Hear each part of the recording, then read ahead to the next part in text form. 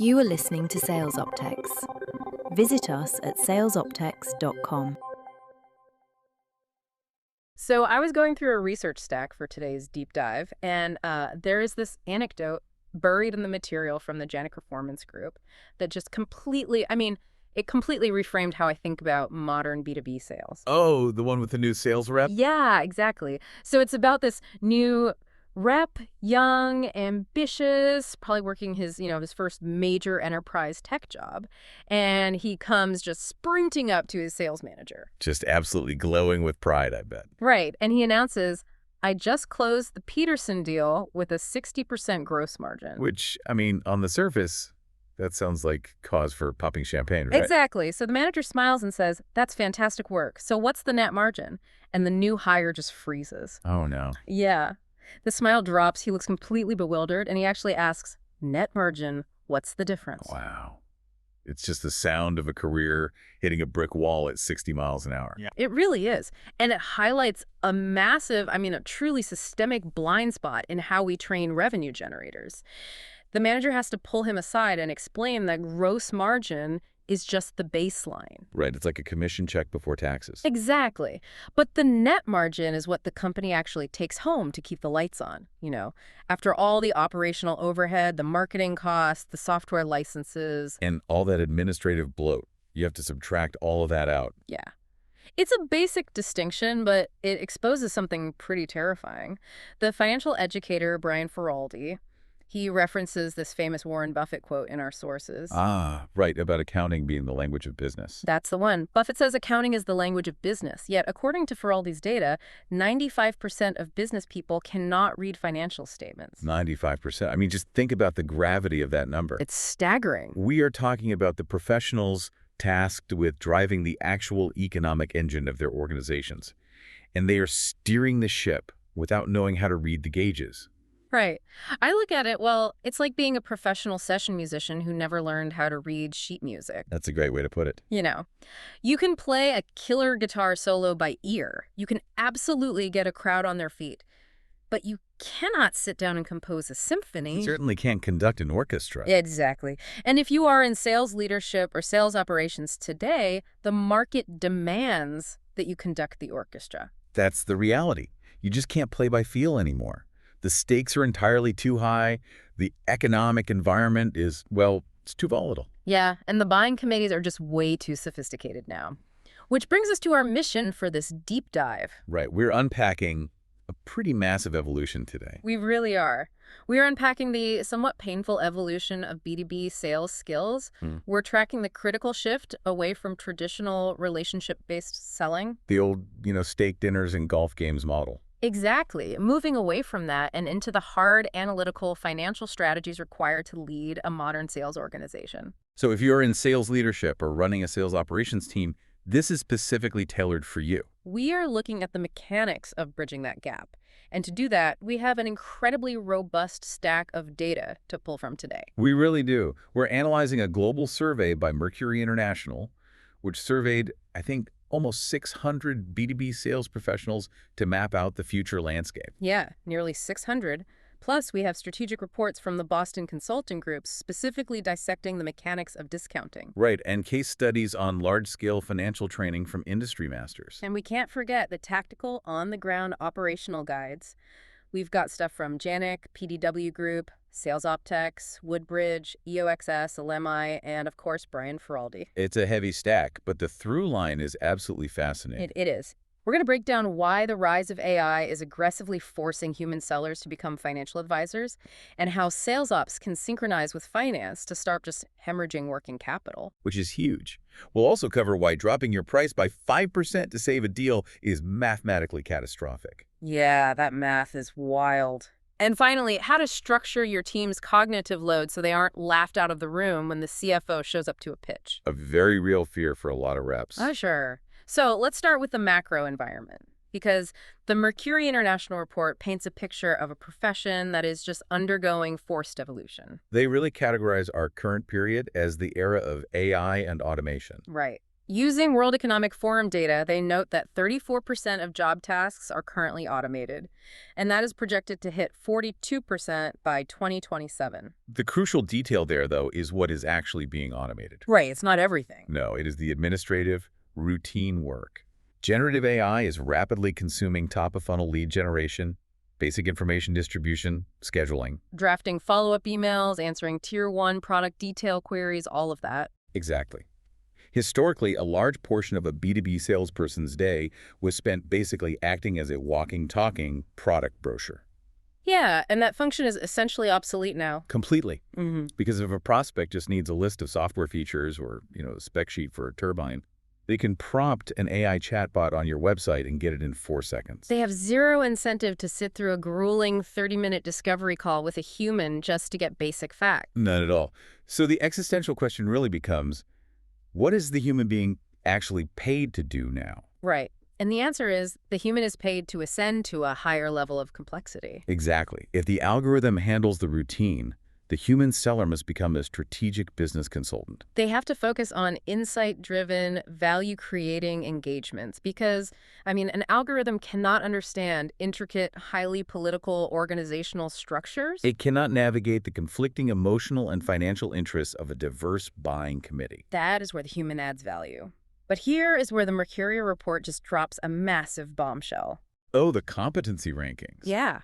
They asked these nearly 600 sales professionals to rank 15 core competencies by their critical importance for the future. And the absolute #1 competency, with 88% of respondents marking it as crucial, was customer insight and analytical thinking. Which aligns perfectly with the shift we just described. Right. If you are a strategic advisor, analytical thinking is your primary tool. You have to break down complex business models, anticipate financial friction, and map solutions to macroeconomic trends. Yes, 88% say it's vital. But, and this is the crazy part, only 27% of those exact same people feel highly confident in their ability to actually do it. Let's just pause on that. Yeah, let's. You have a workforce where almost 9 out of 10 people recognize that analytical thinking is the only way to survive, but fewer than 3 out of 10 know how to execute it. That isn't just a skills gap. That is a systemic failure. It is a profound crisis of confidence. And if you dig into the broader data on how these organizations actually operate, the root cause becomes blatantly obvious. Oh, for sure. The Mercury study found that, on average, B2B sales professionals receive a mere 4 days of sales training per year. Wait, I have to stop you. 4 days out of a 260-day working year? Yes. 4 days. If you break the math down, that averages out to roughly 37 minutes of training a week. It's absurd. And the distribution of that training is even worse. 20% of salespeople reported receiving absolutely zero training in the entire past year. Zero? Wow. Zero. And only 12% received 10 days or more. I am struggling to reconcile this. If I'm a CRO or a VP of sales, and I know the environment is getting vastly more complex, right, and I know AI is eating the bottom of the funnel, why am I starving my revenue generators of the exact training they need to survive? It makes no sense. Our executive teams just completely detached from reality. Are they assuming that, a charismatic relationship-building approach is somehow still going to close an enterprise software deal? It's a stubborn reliance on a legacy mindset, really. For decades, sales was culturally treated as an innate personality trait. Yeah, it was viewed as an art form. You hired hunters and natural closers. Exactly. You hired people who were great at golf and had deep Rolodexes. But the complexity of modern B2B procurement has aggressively outpaced that strategy. Oh, completely. Look at the data on sales cycles today. The average buying process now involves 4.5 decision makers and takes 5 full months. That's about 156 days to close. And that is just the blended average. The Mercury report points out that for complex deals, the average jumps to 5.5 decision makers and almost 7 months. And if we look at the Gartner data they cite, enterprise deals frequently involve 6 to 10 decision makers. Sometimes over 11 distinct stakeholders. Yeah, and you cannot charm your way through an 11-person procurement committee over a 7-month timeline. You just can't. No amount of steak dinners is going to fix that. Exactly.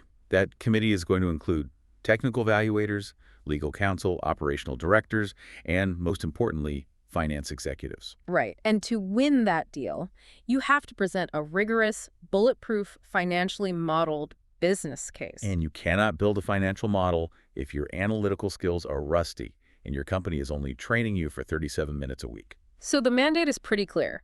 To survive this environment and bridge that massive analytical thinking gap, sales leaders and operations teams have to completely rewrite their playbook. They have to master the language that those 11 decision makers actually use to evaluate risk and reward. They have to learn finance.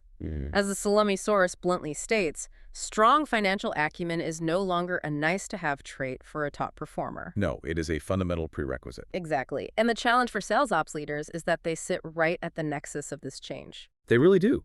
They have to understand these financial mechanics, not just to help the sales team sell externally, but to ensure the sales organization operates profitably internally. So let's roll up our sleeves and get into the actual mechanics of this language.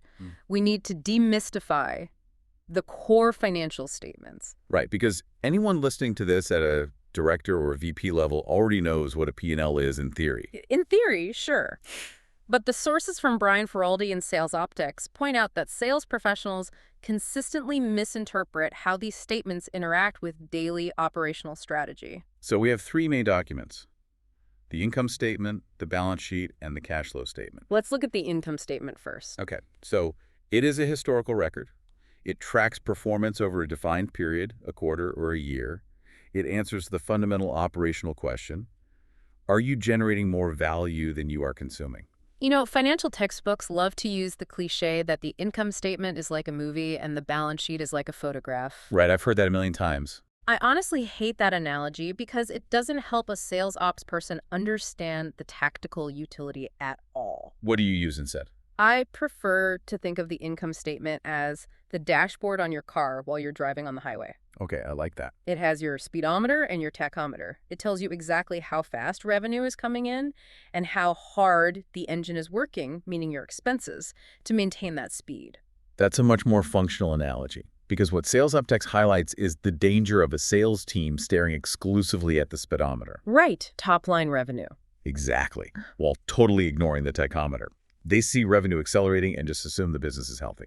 But if they are constantly redlining the engine to get that speed, the car's going to break down. Exactly. And that brings us to the mechanics of margins. On the income statement, after revenue, the first major subtraction is COGS. Cost of goods sold. Right. COGS represents the direct, unavoidable costs required to manufacture your product or deliver your specific service. So when you subtract COGS from revenue, you are left with gross profit. And expressed as a percentage, that's your gross margin. Sales Optics stresses that gross margin is the ultimate indicator of your production efficiency and baseline pricing strategy. And this is exactly where that new sales rep from our opening story completely failed. He saw a 60% gross margin and thought he was a hero. Yeah, but why is that incredibly dangerous from a sales ops perspective? Because gross margin doesn't account for the cost of running the actual company. Moving further down the income statement, we have to subtract operating expenses. The overhead. Right. This is the rent for the headquarters, the marketing budget, the legal team's retainers, and critically, the salaries and commissions of the sales team itself. So once you subtract operating expenses, you arrive at operating income. Then you pull out the non-operating expenses like interest on corporate debt, taxes to the government. And at the absolute bottom of the page, you finally get net income, the actual profit, the bottom line. Yes. The danger for sales ops here is misaligning incentives. Oh, absolutely. If a sales strategy is aggressively driving top-line revenue by utilizing massive marketing spends, heavily discounted pricing, and exorbitant travel and entertainment budgets for the reps, then the gross margin might look okay, but the net profit margin will completely collapse. Exactly. A declining net profit margin while revenue is growing is a massive red flag. It means your cost of acquiring and servicing customers is scaling faster than the value of the customers themselves. Okay, so the income statement tells me my speed and my engine RPMs. But what if I want to know if I have enough gas in the tank to actually finish the road trip? That is where the balance sheet comes in. Right. So if the income statement is your dashboard while driving, the balance sheet is what the mechanic sees when you pull into the garage and turn the engine off. Precisely. It is a snapshot frozen in time at a specific second, usually the last day of the quarter. And it balances what the company owns, its assets, against what it owes its liabilities. The difference between the two is the equity. A lot of sales professionals think the balance sheet is just an accounting artifact. They're like, why do I care about assets and liabilities? My job is just to bring in deals. Yeah, so why does a sales ops leader desperately need to understand the mechanics of the balance sheet? Because the balance sheet reveals hidden operational constraints that the income statement masks. Let's look at a specific category under current assets: accounts receivable. Okay. This is money that customers legally owe the company for services rendered, but haven't actually paid yet. Right. The invoice was sent, but the cash isn't in the bank. Now, on the income statement, the moment you close that deal and deliver the product, you recognize the revenue. The speedometer goes up, the sales rep gets their high five. Exactly.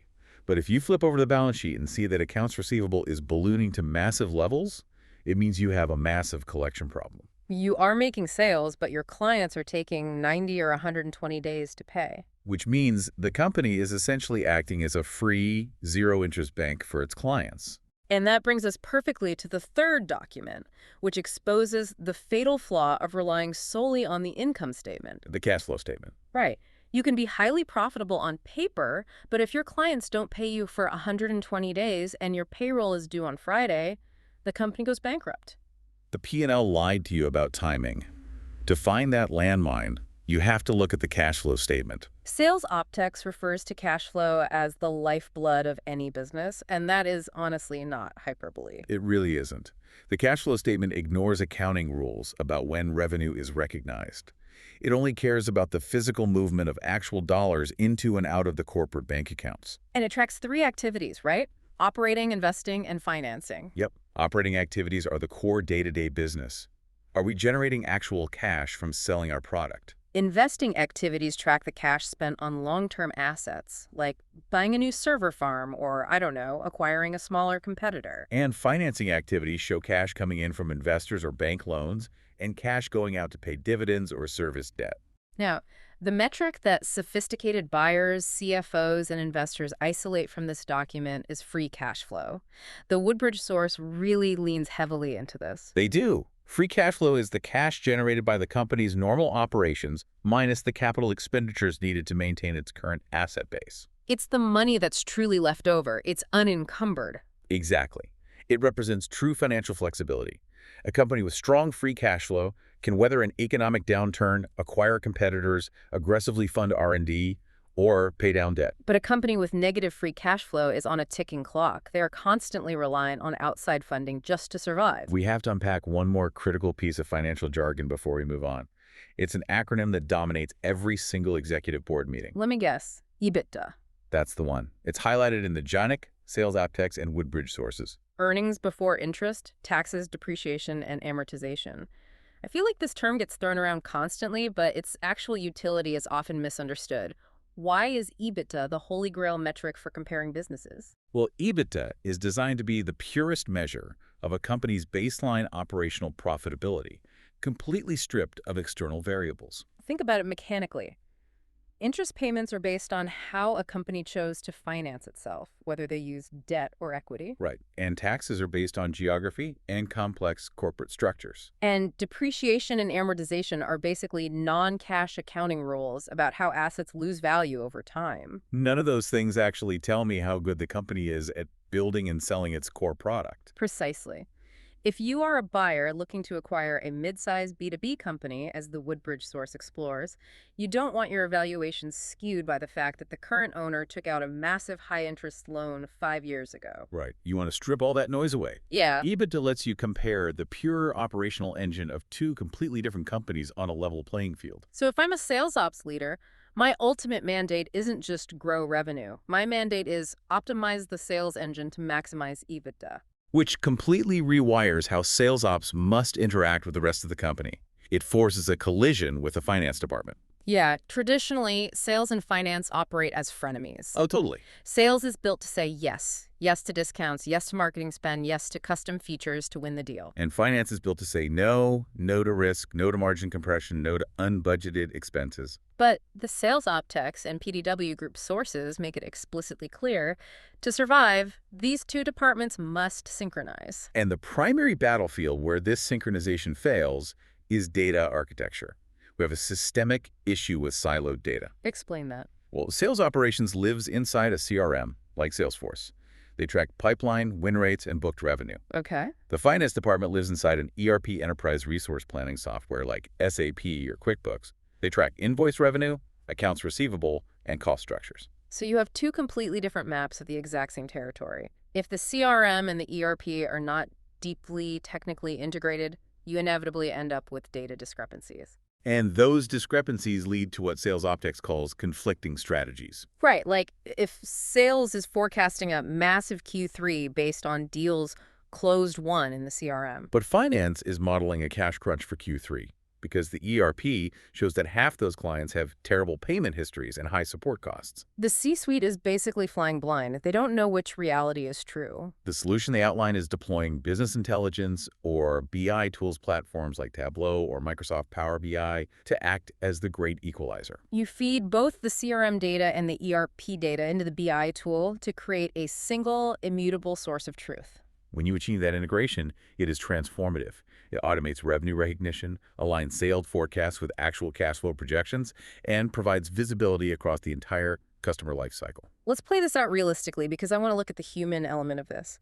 Let's say a director of sales ops fights the political battle, secures the budget, and finally syncs their Salesforce instance with the finance team's SAP system. Okay, a big milestone. Yeah.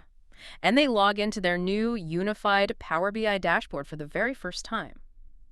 Based on your experience and the data in these sources, what is the immediate, incredibly painful aha moment they are going to experience? Oh, it's almost always the same. The most jarring realization usually centers around working capital and the true cost to serve. What reality are they going to see that was previously invisible?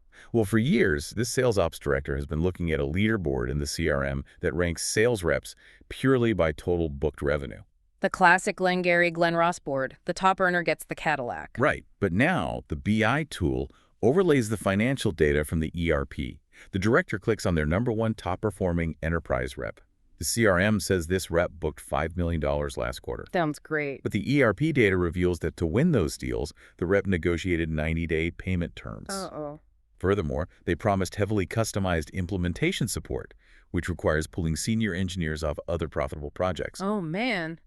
This is brutal. Suddenly, the math changes. The BI tool calculates the actual gross profit per customer, factoring in the custom engineering time.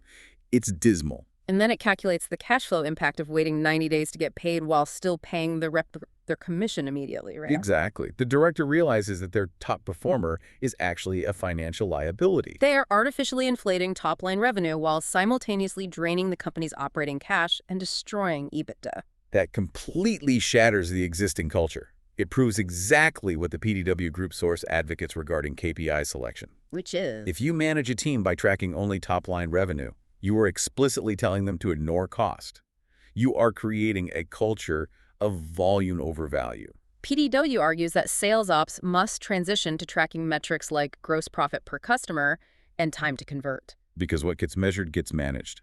When you change the KPI to gross profit per customer, you force the sales team to become margin aware. A rep will think twice about offering a massive discount or promising free custom integration if they know it will instantly shrink the gross profit metric their bonus is tied to. Exactly. But this requires sales ops to really understand the mechanics of cost structures. Sales Optics dives into the necessity of distinguishing between direct costs, the materials and labor tied directly to delivering the product, and overheads, the indirect costs like the electric bill for the office. But more importantly, they emphasize understanding fixed versus variable costs. This is where analytical thinking becomes a competitive weapon, right? Absolutely. Fixed costs, like your factory lease, stay the same whether you sell 1 unit or 10,000.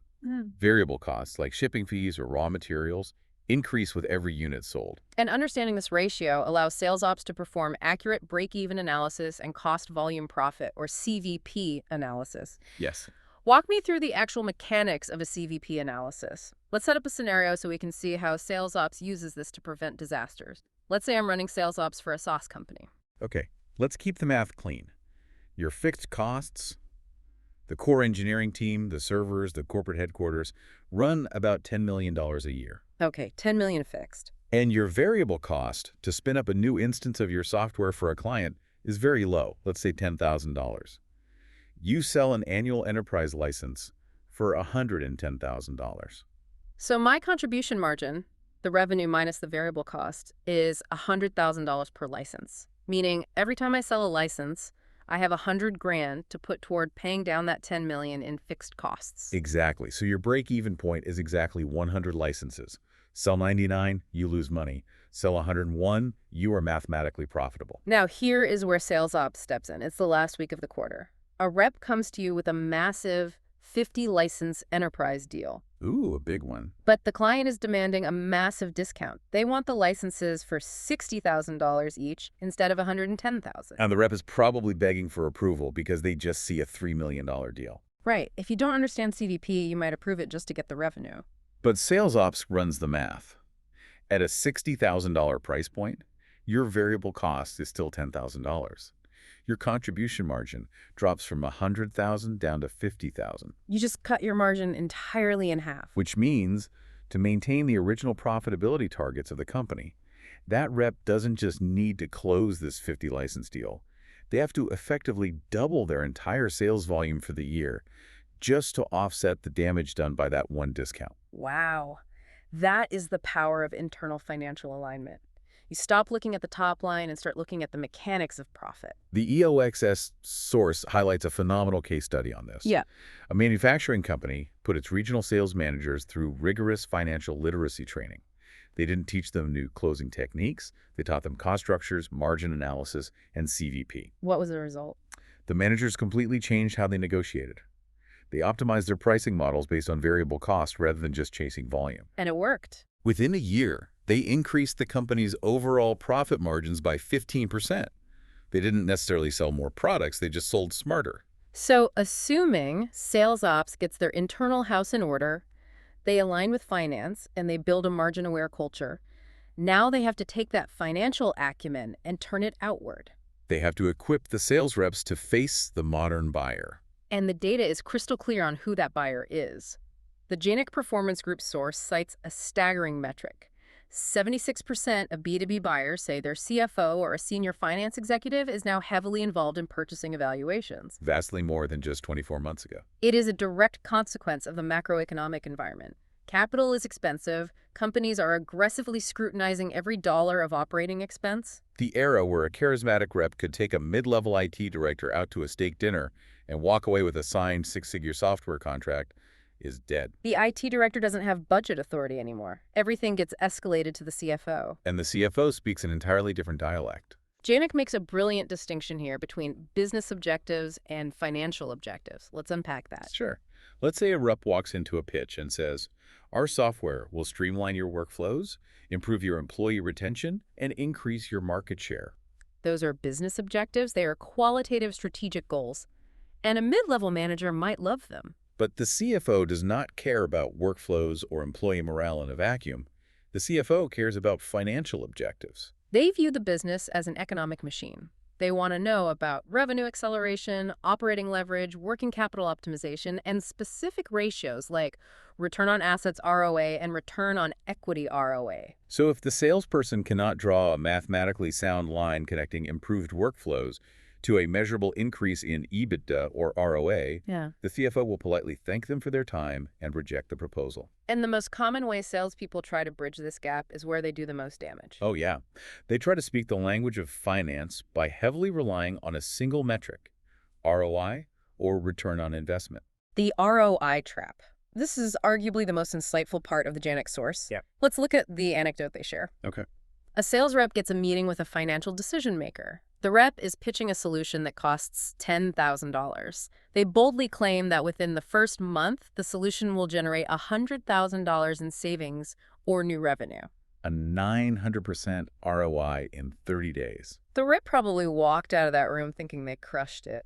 But the author of the Janik piece notes that the CFO immediately dismissed the rep as an amateur and killed the deal. Why? Because the rep fundamentally misunderstood the concept of risk in a financial context. I want to dig into this. Why does promising a massive return destroy credibility? Because the CFO is, at their core, a risk manager. In financial markets, there is an ironclad law. Outsized returns require outsized risk. Right. If you put your money in a treasury bond, it is essentially risk-free, but you only get a 4 or 5% return. If someone comes to you and guarantees a 900% return in 30 days, your financial brain immediately flags it as highly volatile, speculative, or an outright scam. It's the sports car analogy, right? The rep is trying to sell a sports car by screaming about how it goes 0 to 60 in 2 seconds and has a top speed of 200 miles per hour. But the buyer is a safety inspector. Exactly. The safety inspector doesn't care about the top speed. They only care about the stopping distance of the brakes, the deployment speed of the airbags, and the structural integrity of the roll cage. By only talking about speed, the rep proves they don't understand what the inspector values. That is a phenomenal way to frame it. The CFO is hunting for hidden risks. This brings in Warren Buffett's philosophy, which Janik highlights. Buffett defines risk not as volatility, but as the possibility of permanent loss of capital. The best salespeople don't sell astronomical ROI, they sell risk mitigation. They understand that human beings, and especially CFOs, are far more motivated by the fear of losing money than the prospect of making it. The strategy is to monetize the risk of inaction. Explain the mechanics of that conversation. How does a rep monetize inaction without sounding like they're just fear-mongering? It requires deep discovery and analytical math. Instead of pitching a $100,000 gain, the rep asks precise questions to calculate the current bleed. Give me an example. For example, Mr. CFO, your current legacy system goes offline for an average of 2 hours a week. How many transactions do you process an hour? Let's say it's 500. What is the average net margin per transaction? Let's say it's $10. So that's 500 transactions times $10 margin times 2 hours. They are losing $10,000 in pure net margin every single week. That's over $500,000 a year. Exactly. The rep walks the CFO through their own math. They establish that the status quo is currently burning $500,000 of EBITDA annually. Suddenly, the $100,000 cost of the rep's software isn't a risky investment. It is a cheap insurance policy to stop a massive, ongoing financial hemorrhage. You shrink the perceived risk of buying by magnifying the mathematical risk of doing nothing. And it's not just operational inefficiency that CFOs fear. The sources point out that regulatory compliance is a massive, often invisible risk vector. Janik explicitly lists regulations like the Sarbanes-Oxley Act, Dodd-Frank, and the Foreign Corrupt Practices Act. CFOs lie awake at night dreading compliance audits. Because the financial penalties for noncompliance are devastating, and they can carry personal legal liability. If a B2B solution can be positioned not just as an efficiency tool, but as an automated safeguard that ensures SOS compliance and creates an immutable audit trail, the rep immediately elevates from a software vendor to a strategic partner in risk management. This level of strategic thinking is incredible, but it creates a massive point of friction when we get to the actual close of the deal. Oh, yeah. If a sales leader truly adopts the CFO mindset, if they focus obsessively on risk, EBITDA, and maintaining net margins, they have to confront the most toxic behavior in sales: discounting. It is the ultimate test of financial discipline. We have a comprehensive report from the Boston Consulting Group, or BCG, dedicated entirely to the mechanics and psychology of discounting. They divide the behavior into two distinct categories: non-strategic discounting, which destroys corporate value, and value-based discounting, which enhances it. Let's start with the pathology of the bad habit. What are the mechanical symptoms of non-strategic discounting? Non-strategic discounting is essentially a panic response disguised as a negotiation. It happens when reps give away margin reflexively. Like a prospect asks for 5% off and the rep immediately grants it just to avoid conflict and keep the momentum going. Or a legacy client demands a 10% discount to renew their contract, and the rep caves just to preserve last year's volume, getting absolutely nothing new in return. BCG provides a fascinating way to diagnose this mathematically. If you take a company's transaction data and plot it on a scatter graph discount percentage on the y-axis, order volume on the x-axis, you should see a curve where larger volumes get larger discounts. But with non-strategic discounting, what do you see? You see dense horizontal bands across the graph. You will see a thick stripe of transactions sitting exactly at the 5% discount line, regardless of whether the customer bought 10 units or 10,000 units. Which defies all economic logic. A mom-and-pop shop buying 10 units should not possess the exact same pricing leverage as a multinational conglomerate buying 10,000. It proves the discount isn't tied to volume or value. It's tied to a lazy internal policy where reps just automatically offer the maximum allowable discount to everyone. And it gets worse. BCG highlights the phenomenon of hidden discounts. Right.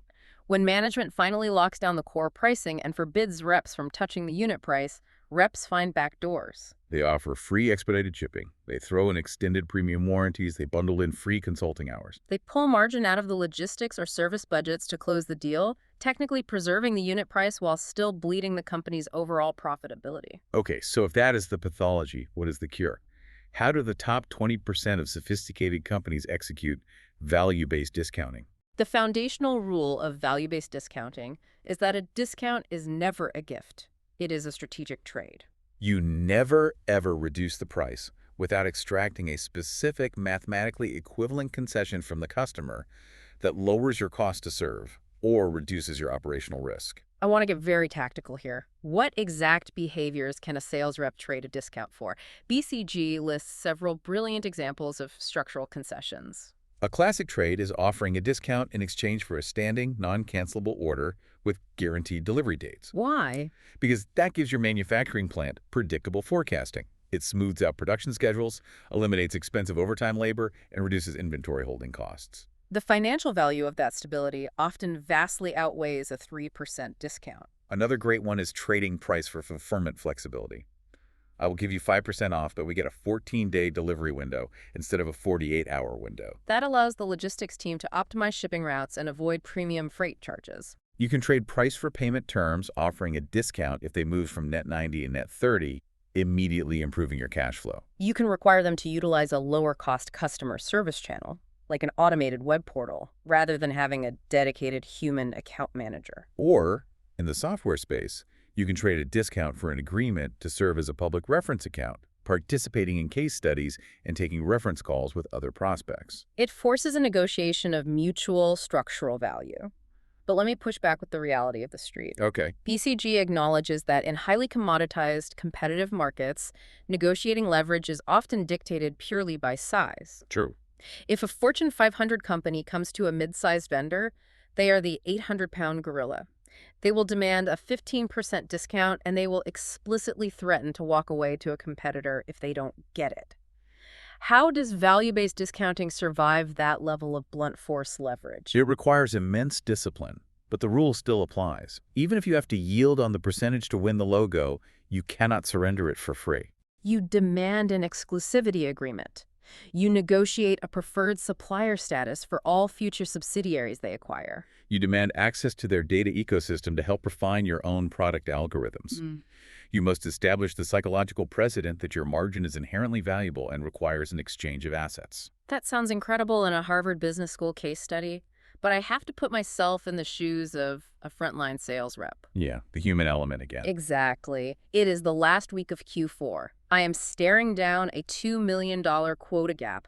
My biggest whale of a prospect says, drop the price 10% or I'm signing with your competitor tomorrow. As a human being whose mortgage depends on a commission check, you are going to panic, cave, and give the discount. How does a sales ops leader or a VP structurally prevent that panic response? You cannot rely on individual willpower. You have to change the organizational architecture.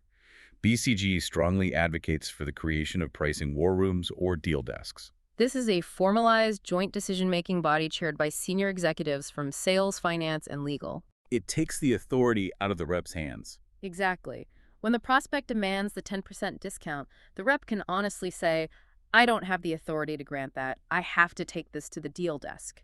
It slows the negotiation down, removes the emotional panic, and forces the enterprise to evaluate the margin impact objectively. But the deal desk is just a gatekeeper. If you really want to change the behavior, you have to change the math of the rep's paycheck. BCG argues that the ultimate structural fix is restructuring the incentive compensation plan. Right now, most reps are paid a flat commission percentage on top-line revenue. If they discount the deal, their commission check takes a slight hit, but they still get a massive payout for the volume.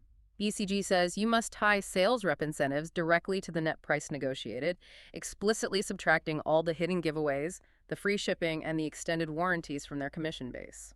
If a rep knows that throwing in free implementation support is going to come directly out of their bonus check, they will fight like a gladiator to protect that value. The empirical results of making these structural changes are staggering.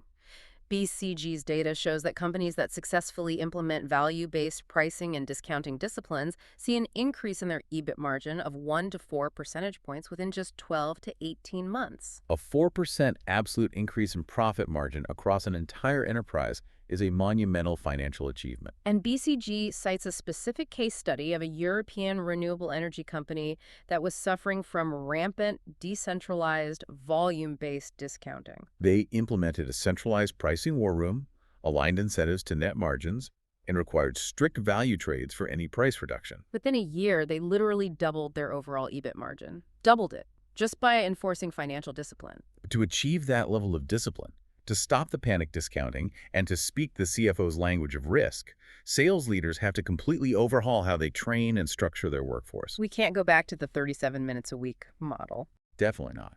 Let's bring all this together by examining how to build the future sales force. The Mercury report introduces a highly strategic framework called sales logics. They argue that a major reason reps fail at complex financial selling is that they are deployed incorrectly. Mercury identifies 3 primary sales logics that dictate the required skills in cognitive load. First is traditional sales. These are transactional, highly standardized deals. They involve 1 to 5 interactions, minimal customization, and close in a matter of days or weeks. Second is solution sales. This is where it gets harder. These are complex offerings requiring significant customization, navigating multiple stakeholders, and the cycle spans several months. And third is project sales. These are massive, bespoke, enterprise-level engagements. They require coordinating a small army of technical specialists, navigating international legal frameworks, and the sales cycle can take years. The danger zone that Mercury identifies is shocking. They found that 36% of all sales professionals are operating in a chaotic middle ground they call semi-complex sales. This means reps are expected to simultaneously cross multiple logics on a daily basis. It is a cognitive nightmare. Yeah. Imagine a rep waking up on Tuesday. At 9 a.m., they're trying to close a fast, highly transactional, traditional deal. They have to be aggressive, concise, and volume-focused. At 11 a.m., they have a meeting for a 9-month project deal with a CFO, where they have to pivot into a deeply analytical, risk-mitigating financial consultant. The cognitive switching costs are devastating. You are asking one human brain to utilize completely contradictory psychological and strategic skill sets in the same morning. And the result is exactly what you would expect. Massive inefficiency, burnout, and a high failure rate on the complex deals because the rep doesn't have the deep focus required to build the financial models. Organizations must restructure. They have to segment their teams based on the logic of the deal. The financial consultants handle the projects. The high-volume hunters handle the traditional sales. And once you segment the team, how do you actually train the complex sellers? We established that PowerPoint lectures on the balance sheet don't work. This brings us to my favorite piece of research in the stack, the Industry Masters case study. Oh, this is a masterclass in modern executive education. Industry Masters partnered with a massive global automotive manufacturer. This company was undergoing a severe strategic pivot, transitioning from traditional combustion engines to electric vehicles. This required massive capital investment, and they realized their global leadership and sales teams lacked the financial acumen to justify these investments to the market and their massive B2B fleet buyers. They needed to teach high-level corporate finance to 1,500 executives scattered across the globe quickly. So what did they do? They built a massive, multiplayer, gamified business simulation. They put these 1,500 executives into an online environment that rigorously mirrored the real-world automotive market. The executives had to run simulated companies over a 2-month period. It's literally a flight simulator for corporate strategy. Exactly. Instead of reading about free cash flow, they have to make tactical decisions. Pricing changes, marketing spends, R&D investments, and immediately watch how those decisions impacted their simulated income statement and balance sheet. The simulation heavily emphasized value-added metrics. If an executive aggressively discounted their cars to win market share, they immediately saw their simulated working capital evaporate. They felt the pain of negative cash flow without bankrupting the actual company. That is how you build muscle memory. You learn that a 5% discount requires selling 30% more volume because you actually have to try and manufacture that volume in the game and realize you don't have the factory capacity. Sending a team through a rigorous simulation like that solves the 4-days-a-year training crisis. But while we are building financial muscle memory, we cannot ignore the technological elephant in the room. The emerging skills gap around AI. Returning to the Mercury data, we see a terrifying lack of preparation for the future. Only 11% of sales professionals feel highly confident in utilizing AI-enhanced selling tools. And only 14% are confident in social influence selling. Which is strategic malpractice. The Mercury report explicitly notes that 84% of CEOs and VPs now use social media and digital networks to inform their purchasing decisions. If your sales team is not highly confident in social influence, they are entirely invisible to the executive buyers before the RFP is even written. And regarding the AI confidence gap, I think the fear stems from a fundamental misunderstanding of the tool. Reps fear AI is going to replace them. That is the wrong paradigm. AI is not the replacement for the strategic seller. It is the ultimate administrative assistant. The goal for sales ops is to ruthlessly deploy AI to automate the traditional sales logic. Let the AI handle the CRM data entry, the meeting scheduling, the initial lead qualification, and the drafting of boilerplate proposals. Why? So the human rep is unburdened. You clear the administrative debris off their desk so they have the uninterrupted bandwidth to conduct the deep financial discovery, build the CVP models, negotiate the value-based discounts, and act as the risk-mitigating consultant the CFO demands. That brings us full circle to the evolution we started with. The era of the salesperson as a talking brochure is over. The era of the salesperson as a financial architect has begun. This deep dive has covered a phenomenal amount of strategic ground. We started by confronting the pressure of automation, recognizing that human sellers must ascend to complex analytical advisory roles. We tore down the financial statements, moving past definitions to understand mechanics. We learned that the income statement shows speed, but the cash flow statement proves survival. We explored the absolute necessity of aligning sales operations with finance, integrating CRM and ERP data to expose the true cost to serve, and transition from revenue-based KPIs to margin-aware profitability. We analyze the psychology of the modern CFO, a risk manager who dismisses absurd ROI claims in favor of hard metrics like EBITDA and ROA.